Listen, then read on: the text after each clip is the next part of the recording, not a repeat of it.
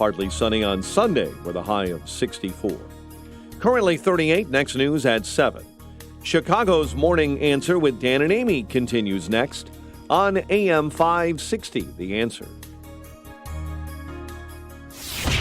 This hourly segment is brought to you by the IRS Radio Hour with Stephen Leahy. Every Sunday afternoon at 5 on AM 560. The Answer. This is Chicago's Morning Answer. I am told this is a garbage disposal. On AM 560. It is terrifying. I don't know what its purpose is. What you just said is one of the most insanely idiotic things I have ever heard. The Answer.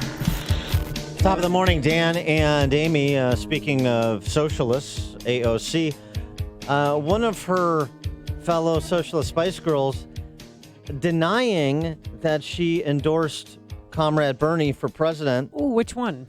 Rashida Tlaib contradicting Ilhan Omar's statement that the squad was fully behind Bernie Sanders, Bolshevik Bernie and the squad. Yeah, they're going to be with him this weekend. Their big announcement, Bernie and the Spice Girls. Tlaib saying this week, no, she's invited him to Detroit, but she has not made an endorsement yet. So it seems like Rashida Tlaib could turn out to be the Yoko Ono of the Socialist Spice Girls. A little concerned about that for Bolshevik Bernie. But the topic of socialism, given the competition for the Democrat Socialist nomination, with Bernie and Elizabeth Warren representing a substantial plurality of Democrat primary support right now, should we revisit Venezuela again? I think we should. I know that they suggest it's just going to be their socialism, the Democrat socialists. It'll be like Scandinavia. First of all, their comparisons don't hold up under scrutiny. Sweden is a lot more of a hybrid country than they want you to believe. For example, school choice, something that the socialists here don't support, as you know.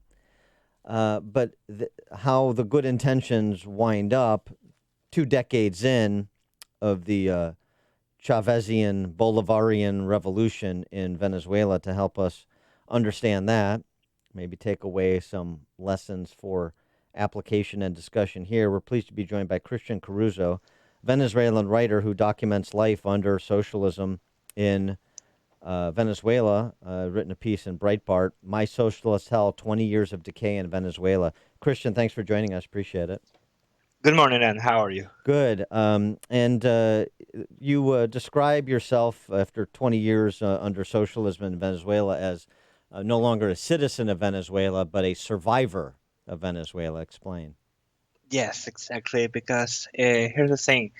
This whole regime, Chavez took power when I was 11 years old. It's basically, they have been in power for 2/3 of my life. That's all I've known for the past 20 years. It's just Chavez and now Maduro in power. And when I say we are no longer citizens but rather survivors, it's because over the course of these years, each step they have taken to implement socialism has affected our lives in such a way that everything you took for granted, it's just gone. I mean, for example, everything is just in such an utter state of decay, from health, public utilities, food, that you just have to adapt your life in a way that you have to survive. You have to make things that you thought you shouldn't be supposed to do in order to survive. You have to deal with power ratios that you can spend up to 18 hours without power per day. You have to deal with shortages of water. There's places in Venezuela where they only get water, let's say 1 or 2 days every 3 months. Oh. Yes, you have to deal with shortages of food and medicine. There have been periods in our life where we could only buy a certain amount of items on a specific days, depending on our ID number, and using our fingerprints as proof that we haven't purchased yet. So the pictures that we see of, desperate people scavenging through garbage trucks and garbage cans to find food for their families, how prevalent is that? I mean, I don't need to walk too far from my home to see that every day. to see people, even children. This is the most soul-crushing thing you can see. Children just looking for scavenging through garbage bags, trying to find something to eat. One of the questions I think people have too is why can't people get out? Why can't you get out? Why can't families get out? If not to America, then to just about any place it sounds like would provide a better environment. What prevents that? Well, it's usually a financial thing. It's not that. It's like the doors are open for us to leave. Thankfully, they remain open. Hopefully, because I'm actively trying to flee this place. But it's more of a financial thing, and you don't have the resources to escape. People basically earn less than $10 per month here. Per month? So that per month. Our minimum wage has been raised like 40 something times. I honestly lost track of how many times over the past 19 years. And up until last week, the minimum wage, which is what most wages are based around, was set to be around $2 per month. So that doesn't give you too much of a budget to prepare and flee. Nonetheless, people are desperately fleeing the country through whatever means necessary, which is why more than 10% of our population has already fled over the past years. What about the church in Venezuela? It's mostly a Catholic country. Yes. Has the church been completely absorbed by the state? Are there clergy who are socialists? I'm not going to mention any popes by name in South America that are maybe rethinking their views based on what's happened in Venezuela. Well, in the case of Venezuela, the state hasn't absorbed the church yet. They don't have the best of relationships either. But it's kind of rocky, Nonetheless, the government has a handful of priests and clerics that they try to use to spread their propaganda, but it's not that as effective. So are the clergy, Catholic priests, are they generally supportive, or are they voicing opposition to and criticism of Maduro? They try to stay neutral, quote unquote, but you can when you go to church, you go to mass, you can obviate the fact that the country is in such a dire state. But the top clergy, the Episcopal court, the top, sorry, I forgot the word, the top groups of the church, they aren't openly against the government, but they show their criticism. Where's the Dietrich Bonhoeffers when you need them? But okay, all right. So what are the chances? What are the chances of getting Maduro out of office? Well, we've been trying for the past times. Our last card right now seems to be Juan Guaido's interim presidency, but the thing is that it's been a few months and he hasn't showed that much when it comes to results. Things are actually worsened ever since that whole crisis started. Yeah, with respect to Guaido, right? We had that moment in the spring where you even had President Trump, this country's government, to talk about Guaido should replace Maduro, encouraging people to defect away from Maduro to Guaido. There was reports that some of the military, that control of the military was very much in question. There were senior military officers that were defecting from Maduro to Guaido. What happened? Well, according to hearsay, some key people backed out at the last moment. That was back in April. So and is he still alive? I mean, yeah. I mean, you've seen it. Oh, I'm just making sure. You never know. And the protesting and the energy behind protesting the Maduro administration and trying to organize the opposition, as it were. Well, that kind of spirit, that protesting spirit, it has waned again because it's happened a few times in the past. The thing is that the opposition doesn't know how to capitalize on that momentum. We had a huge surge with Guaido. We had protests again back in earlier this year, but the opposition has once again waned when it comes to performing actions here. One of the interesting things that you mentioned in your piece that I referenced, the eyes of Chavez. What are the eyes of Chavez? Well, the eyes of Chavez, there's a picture there in the Writer article. When back in the 2012 presidential campaign, when Chavez was suffering from cancer, they try to mystify him, to make him, higher than you and higher than thou. And one of the ways was to use symbols. The symbols being in this case his signature and his eyes. Somebody took his eyes. They made a whole brand of it, like a stencil. And that now that Chavez has passed away, his eyes has become some sort of symbol, like an all-seeing eye. That Chavez is there watching you. You cannot go against his legacy because he's watching you. Everything you do is his eyes are on you. The same way with his signature. His signature is like his approval that this is his work, this is his legacy. So when the government gives you a free housing, which you don't actually get to own because the state owns it, you can pretty much expect his eyes plastered all over the building or his signature somewhere. That's really it's fascinating. amazing. Besides being a writer, what else do you do to generate income to support your family and to eat? Well, it's a funny story because this whole thing started because I made an innocent tweet about making more money playing video games than actually working in a real job, given all the circumstances that were happening here. You can make a lot of And money there. It's actually it's sad because my mom had like 6 medical specialties, and yet, in spite of that, I was making more money by playing video games than her. She was a medical professional. How do you explain how you got from what Venezuela was 30 years ago to what it became under Chavez and now what it is under Maduro? What sort of the cultural mentality about government and freedom in Venezuela? Okay, Chavez, the thing is that Chavez got into power because he played his cards well. We never been entirely capitalistic in the normal definition of the term. We were more of a social democracy, which is kind of what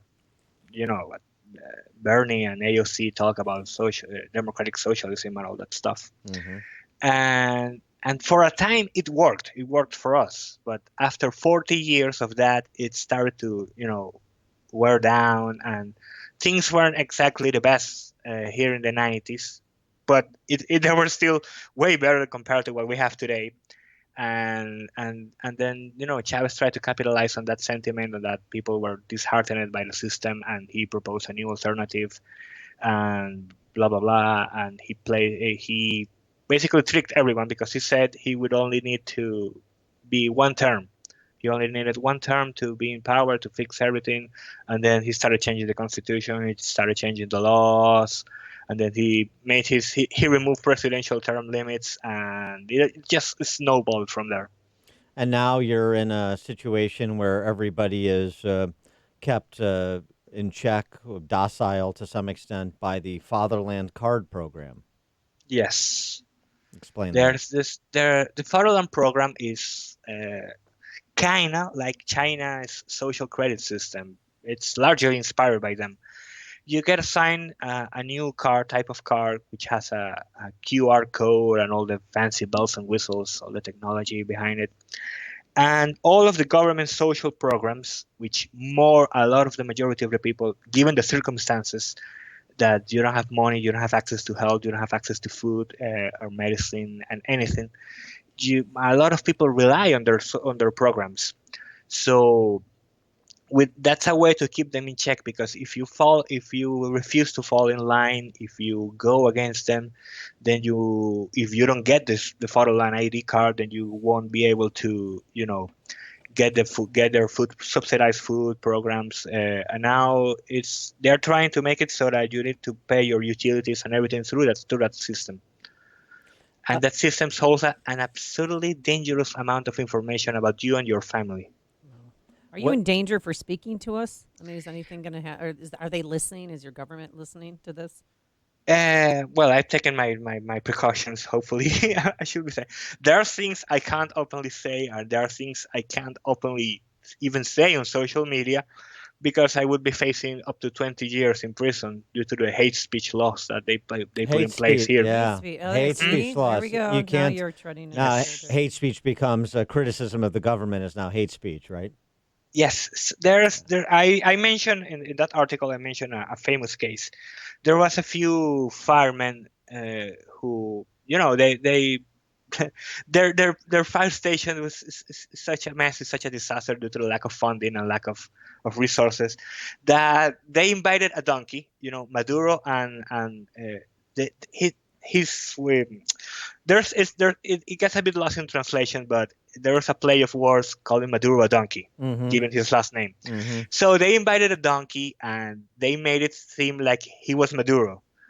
And it was a playful joke. It was a playful joke. Hey, oh, hey, Mr. President, hey, come look at our station. Look, we don't have the tools. We don't have the trucks. We don't have tires for the trucks. We don't have our uniforms. We don't have.